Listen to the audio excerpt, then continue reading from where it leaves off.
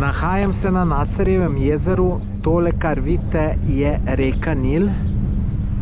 Tukaj, to je pred jezom, za jezom, kjer so zajezili reko, se bomo pa tudi sprehodili.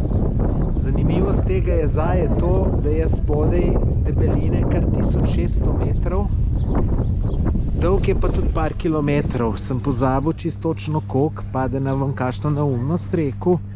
Glejte, najbolj zanimiva zadeva je pa tukaj, za jezom, se pravi tukaj, kjer so zajezili reko in je od zadaj nastalo tako imenovano Nasarjevo jezero. To je pa pravo morje nastalo. Včeraj sem nekaj bral o tem, da se je to več kot 6 let polnil ta jezero in gre 500 km globoko. Celo še v Sudan.